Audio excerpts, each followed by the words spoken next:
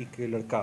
जिहदी उम्र जिहदी नाम प्रदीप सिंह है भी उहदी डैथ हो गई है किसी लड़ाई दे विच ते इमीजिएटली उहदे विच जदों इन्फॉर्मेशन आई भी इदां कोई लड़ाई हो रही है उसी टाइम के उपर SHO अनंतपुर साहब जिहड़ा मौके के उपर पहुँच गए सन ते जिहड़ा फट्टड़ होया सीगा जिहड़ा फट्टड़ होया सी लड़का प्रदीप सिंह उहनूं लैके वो हस्पताल लैके आए जिथे कि जाके उहदी डैथ हो गई है। इस विच मुकदमा नंबर 37 थाणा अनंतपुर साहब विच दर्ज किया गया सीगा और मुकदमा दर्ज करके उसकी तफ्तीश आरंभी गई तो हुण तक की तफ्तीश में जो अक्यूज़ड हैगा वो आइडेंटिफाई हो चुका है। निरंजन सिंह पिंड नलौती नूरपुर बिद्दी का रहने वाला लड़का है जिहदे नाल कि लड़ाई हुई जिस करके कि ये लड़का प्रदीप सिंह जी है इसकी डैथ हुई है। इत्थे मैं क्लैरीफाई करना चाहांगा भी जो प्रदीप सिंह है इन्हें उस समय के उपर जिस समय लड़ाई होंगी है उस टाइम के उपर एक निहंग का बाणा पाया हुआ सीगा। ये वैसे अदरवाइज एक PR PR हैगी है ये कैनेडा तो वापस आया सी फरवरी में ही वापस आया है। ये टैटू बनाने का काम जोड़ा है इतने इस टाइम के उपर ये फैमिली के मुताबिक इस टाइम सीख रहा है। ये 2 भैन भरा है ने जी सिस्टर है वो भी कैनेडा के सैटल्ड हैगी है। तो हुण तक तफ्तीश में आप होर भी जी फुटेजिज वगैरह आई हैं वो बेस पर असीं आइडेंटिफाई करने की कोशिश कर रहे हैं भी होर किहड़े बंदे इस लड़ाई के सन। अजे तक सानू कोई सडन प्रोवोकेशन लगती है क्योंकि इन्होंने आपस पुरानी कोई लड़ाई आपस नहीं सी तो ये क्योंकि हजे जो अक्यूज़ड है वही भी तबीयत बहुत ही ठीक नहीं हैगी इस करके आपको अजे तक क्लीयर नहीं हो पा रहा भी एग्जैक्ट की है। बट इन्वेस्टिगेशन जिवें जिवें प्रोसीड करेगी सानू ज़्यादा क्लीयर हो जाएगा भी ये किस कारण करके लड़ाई हुई सी। ਜਿਹੜੇ ਅਕਿਊਜ਼ਡ ਨੇ ਸਰ ਉਹਨਾਂ ਦਾ ਵੀ ਗੁੱਟ ਜਾਂ ਉਂਗਲੀਆਂ ਵੱਢ ਹੋਈਆਂ ਨੇ ਉਹਦੇ ਬਾਰੇ ਕੀ ਜਾਣਕਾਰੀ ये बारे जानकारी ये है भी जो अक्यूज़ड है सतवीर लड़का ये भी अपना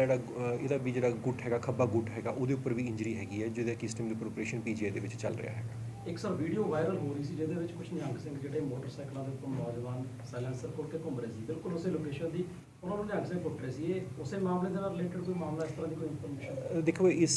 अपने 3-4 इस तरह के वीडियो सामने आए हैं पर उन्होंने कुछ वीडियो जो असीं वेरीफाई किए तो पिछले साल के या पिछले कुछ सालों के होणगे पर इस बारी वो मतलब सानू उन्होंने ऑथेंटिसिटी वेरीफाई नहीं हो पा रही है। बट फिर भी साडी जी टीम है वो वेरीफाई कर रही है भी कदों के वीडियोज़ है। मतलब मैं आप जी ये दसना चाहवागा भी तुसी पिछले साल की भी मेरे पास वीडियोज़ पई तुसी वो भी चैक कर लो और इस साल की वीडियोज़ भी चैक करो तो हैरानी होएगी ये जान के कि इस बारी साडे कैमराज जिहड़े कि आप एक कही सुनी गल वक्री होंदी है। मैं कैमराज बेस के उपर एक फोरेंसिक एविडेंस बेस के उपर तुहानूं दिखा सकदा साडी एवरेज स्पीड इस टाइम के उपर 30 to 35 किलोमीटर्स की आ रही है। साडे जिहड़ा चोक बॉटलनैक्स है उहदे विच पिछले साल इसी समय के उपर साडी लगभग फोर्स 2400 के आसपास फोर्स लगी सी इस बार 3500 तो ज़्यादा फोर्स लगी हुई है। इस बारी कैमराज पिछले नालों बहुत ज़्यादा ने ਆਪਾਂ एक सैक्टर जो तुसीं जाना चाहते हो तुसीं कंट्रोल रूम देख सकते हो एक सैक्टर के असीं एग्जामिन करते हैं भी साडी कितनी एवरेज स्पीड आ रही है। असीं एवरेज स्पीड तो देखते हैं ट्रैफिक जैम नूं आपां उस चीज़ को देखते हैं तो इस टाइम के उपर 30 to 35 किलोमीटर की एवरेज स्पीड पीक टाइम के उपर आ रही है जो कि ये अपनी पुलिस की कार्यकुशलता बारे गल करती पई हैगी है भी जे आप इन्ना हैवी फुटफॉल जो कि पंजाब का सब तो वड्डा मेला है जो उस फुटफॉल के भी आप इन्ना अच्छा ट्रैफिक मेनटेन करने में कामयाब होंगे। मैं ये नहीं कह रहा भी ये परफेक्ट है मैं ये कह रहा भी ये बहुत इंप्रूवड है और असीं जिहड़े होर भी लैसनस होंगे हर साल असीं इंप्रूव करते हैं। पिछले साल जो होया सी उहदे च जो लर्निंग्स दित्तियां उन्होंने ਆਪਾਂ इस साल इंप्रूव करने की कोशिश की है तो जी इस साल की लर्निंग्स होंगे उन्होंने असीं अगले साल डेफिनेटली इंप्रूव करांगे। जी मौत हुई है जी मर्डर होया है बुलेट के नाल होया शार्प एज वैपन सी की सी इहदे बारे और वैपन रिकवर हो चुका है या नहीं हो चुका ये शार्प एज वैपन है ये शार्प एज वैपन का नाम बुलेट के नाल नहीं होया रिकवर कर चुके हो। मैं यही कहना चाहांगा भी जी हजे क्योंकि तफ्तीश हजे पर चल रही है हजे बहुत अर्ली स्टेज है कमेंट करने के लिए पर मैं सिर्फ क्लैरीफाई करना चाहता सी भी जिहड़ा अक्यूज़ड हैगा उन्होंने ऑलरेडी असीं आइडेंटिफाई कर चुके हैं उन्होंने जिहड़े होर भी हैगे ने आपां सारे वीडियोज़ एग्जामिन कर रहे हैं। मैं तो दसना चाहांगा भी जी कल भी मैं एक अपील की सीगी भी किसी भी अफवाह ते असीं बिलीव ना करिए। बहुत सारी वीडियोज़ इस टाइम के उपर सर्कुलेट हो रही हैं कह के कि वो इस इंसीडेंट की वीडियोज़ हैगियां ने जबकि वो इस इंसीडेंट नाल परटेन ही नहीं करदियां हैगियां। तो मेरी ये भी रिक्वेस्ट है तुहाडे माध्यम राहीं भी तुसीं भी डिस्करेज करो किसी भी किस्म की आपां अफवाह के उपर ना जाइए। जिहड़ा लड़का हैगा ये भी PR रेजिडेंट सीगा इन्हें निहंग दा बाणा जरूर पाया होया सी बट हुण तक की तफ्तीश में किसी भी निहंग गुरु जत्थेबंदी दे नाल इहदा कोई लिंक सामने नहीं आता है। पर क्योंकि हजे बहुत अर्ली स्टेज है आप तफ्तीश हजे जस्ट आरंभी गई हैगी है तो तुसीं थोड़ा समा दिओ आप सारा क्लीयर कर देंगे। किस तरीके का प्रोसेशन जो है चलेगा देखियो जी मैं इसी करके दसना चाहांगा भी जिहड़ा कल का जिहड़ा हुंदा हैगा ओकेजन उहदे विच जत्थेबंदियां जिहड़ियां हुंदियां ने वो आप इनवॉल्व हुंदियां ने। ਆਪਾਂ पिछले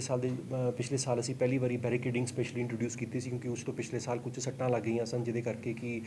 डैथ हो गई सी जदों चरणगंगा स्टेडियम के विच। इसी करके पिछले साल असीं जिहड़ी जत्थेबंदियां ने उत्थे डिस्पले करना हुंदा उन्हां दे नाल आपां मिल के एक विਉਂਤਬੰਦੀ बनाई सी जिहदे विच कि असीं बैरिकेडिंग करवाई सी पिछले साल पहली बारी और कोई भी तुहानूं सारिਆਂ नूं पता भी कोई भी इंजरी पिछले साल नहीं हुई सी। ਇਸ ਸਾਲ ਵੀ ਆਪਾਂ ਉਹਦੇ ਲਾਈਨਸ ਦੇ ਉੱਪਰ ਪਿਛਲੇ ਸਾਲ ਤੋਂ ਜਿਹੜਾ ਆਪਾਂ ਨੂੰ ਐਕਸਪੀਰੀਅੰਸ ਸੀ ਉਹਨਾਂ ਨੇ ਸਾਨੂੰ ਦੱਸਿਆ ਵੀ ਕਿੱਥੇ ਕਿੱਥੇ ਉਹਨੂੰ ਪ੍ਰੋਬਲਮ ਆਈ ਬੈਰੀਕੇਡਿੰਗ ਕਰਕੇ ਆਪਾਂ ਉਹਨੂੰ ਚੇਂਜ ਕਰਕੇ ਬੈਰੀਕੇਡਿੰਗ ਦਾ ਸਟਰਕਚਰ ਚੇਂਜ ਕੀਤਾ ਹੈ ਤੇ ਸਾਨੂੰ ਉਮੀਦ ਹੈ ਵੀ ਕੱਲ੍ਹ ਦਾ ਵੀ ਜਿਹੜਾ ਹੋਲਾ ਮਹੱਲਾ ਹੈਗਾ ਜਿਹੜਾ ਆਪਣਾ ਫਾਈਨਲ ਕਲਮੀਨੇਸ਼ਨ ਹੈਗੀ ਆ ਉਹ ਬਹੁਤ ਹੀ ਵਧੀਆ ਸੁਚੱਜੇ ਤਰੀਕੇ ਨਾਲ ਹੋਊਗਾ। ਬਾਕੀ ਜਿੱਥੇ ਵੀ ਕੋਈ ਕਮੀ ਪੇਸ਼ੀ ਰਹਿ ਜਾਂਦੀ ਮੇਰੀ ਤੁਹਾਨੂੰ ਵੀ ਰਿਕੁਐਸਟ ਹੈ ਵੀ ਆਪਾਂ ਇੱਕ ਵਾਰੀ ਜਦੋਂ ਇਹ ਸੰਪੰਨ ਹੋ ਜਾਂਦਾ ਉਹ ਤੁਸੀਂ ਹੁਣ ਵੀ ਮੇਰੇ ਧਿਆਨ ਦੇ ਵਿੱਚ ਲੈ ਕੇ ਆਓ, ਬਾਅਦ ਦੇ ਵਿੱਚੋਂ ਵੀ ਸਾਡੇ ਧਿਆਨ ਦੇ ਵਿੱਚ ਲੈ ਕੇ ਆਓ ਤਾਂ ਜੋ ਅਸੀਂ ਇਹਨੂੰ ਹੋਰ ਵੀ ਅਗਲੇ ਸਾਲ ਦੇ ਲਈ ਇੰਪਰੂਵ ਕਰ ਸਕੀਏ।